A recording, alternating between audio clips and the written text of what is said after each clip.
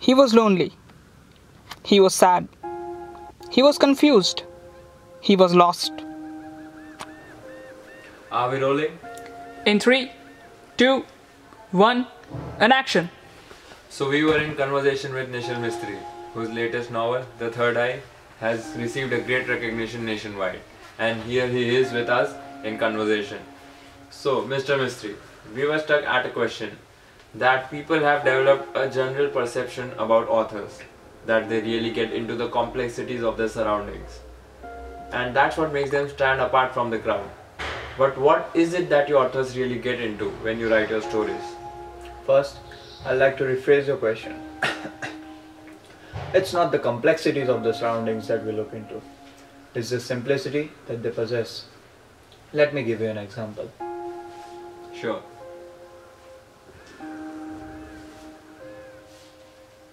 Mr. Mistry, we are rolling. Are you listening? I'm sorry? Are you listening? Two? Can you? The chirping of birds, the beat of your heart that's pumping fresh blood through our veins, that gasps of our breath. Are you listening? Yes. You just brought that to my notice. See, that's the simplicity of the things that I am talking about. Very well. So now that we are talking about the simplicities and complexities that reside in this world, what is your take upon the normal human nature, where people are so bound to accept thoughts that are very complicated, that as soon as you present them as something simple, they start judging you, while as far as it's complicated, it's been accepted as a fact. If someone comes and slaps you, what would be your reaction? Well, I am bound to get angry. So, why don't we drop that aggression? Because someone just slapped me out of the blue, and that was because of their frustration. The same question goes again. Why can't you drop his frustration? That would be because he got jealous with respect to me. So, why can't we drop the jealousy? Simply because it usually resides in our normal human nature. Very true. Our human nature itself is so complicated that the things it does cannot be explained. And it comes naturally to us in the way we react. And for the simple things that you are talking about, people actually don't start judging you. In reality, what they are trying to do is find the answers to satisfy their ego, or rather, prove their superiority over you. And when they don't get those answers, what they try to do is get frustrated, jealous, or in your case, angry. So what you are generally implying is that people are afraid of conclusions in their lives, and that's why they would rather choose to hold back to their thoughts or leave them hanging rather than expressing them out loud. Since how long are you into journalism? Well, I am just a fresher. So, if you weren't able to convince me for this interview, what would have happened? Most probably I might have lost my job. See, that's the thing. People today already form a perception about the consequences that are about to happen. And with those preoccupied thoughts, they fear of the unknown without thinking that those things are really possible. So how do you really, yes please, how do you really expect people to react in these situations? Let me give an example again. When you were a kid, you tried to learn bicycle, right? Yes, definitely. Many times you must have fallen. Indeed. But finally, you learn that skill. Yes.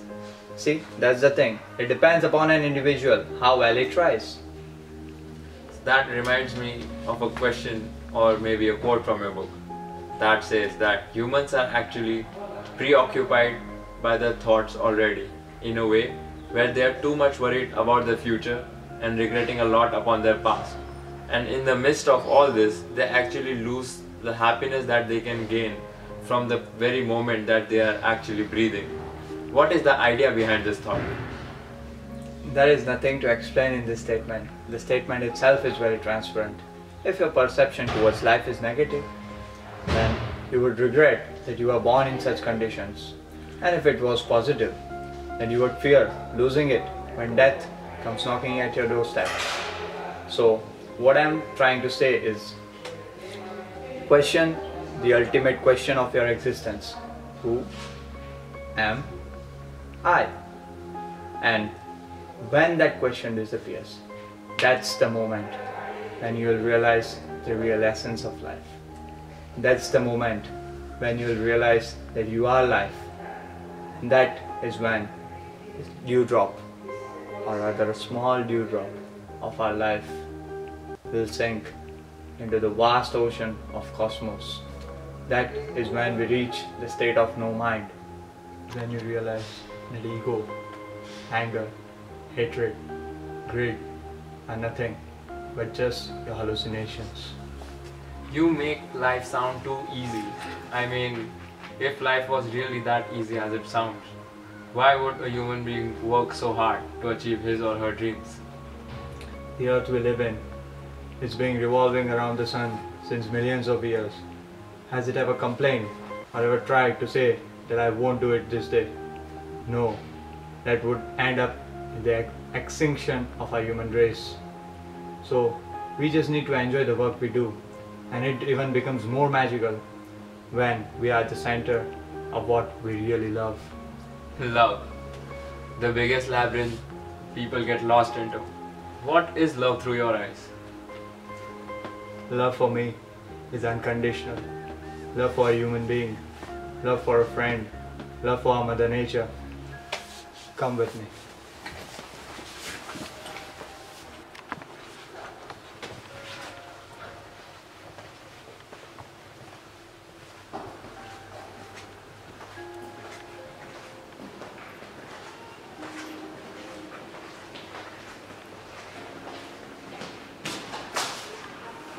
Do you feel the sun?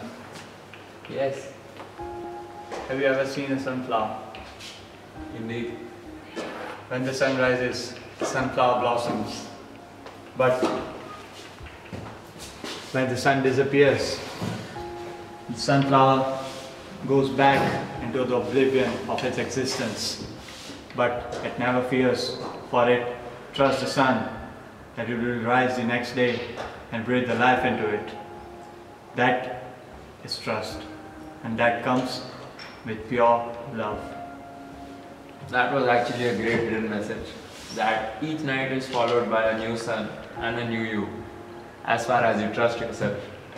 So now that we have talked about humans, this world, and the tendencies of that nature, what remains is life.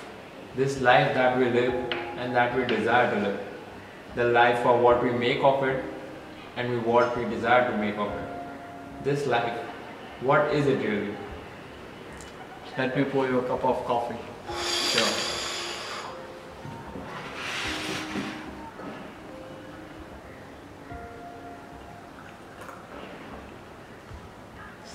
Sir, it's overflowing. This is you.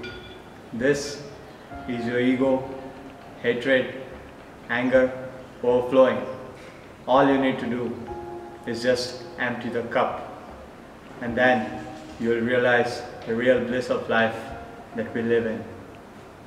That was the best example of this evening. Thank you so much, Mr. Nishil Mistry, for taking out the time and having a conversation with us. I'm thankful to. Thank you. God.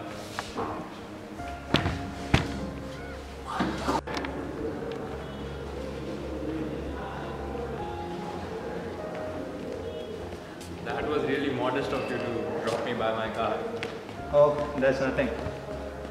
So now that I've got this opportunity, I would like to ask you one more question, just off the record. Sure. As it's been bugging me since years now, Huh? that we as human beings and the way we reside in this world, Yeah. the one question that always bugs me is, while we are facing something or while we are in a certain situation, Yeah. why do we have to face it? I mean, in a way, I usually think in my mind that why am I here? Mr. Mistry?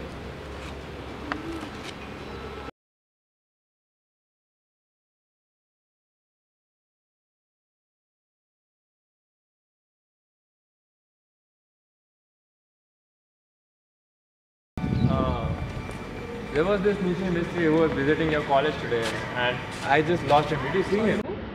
Nishil Mistry? Sorry, there is no Mr. Nishil Mistry visiting the college. Thank you.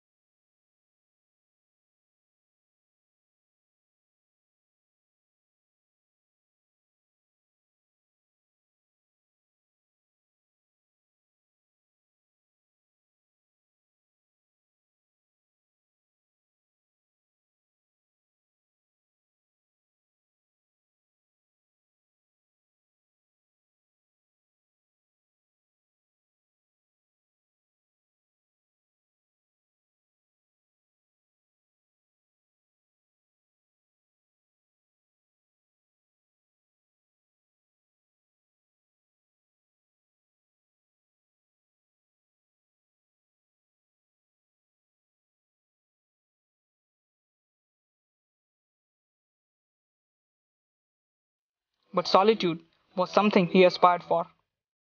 He was sad, not with life, but the way he lived it. He was confused, as he didn't know how to handle his fumbling life. He was lost.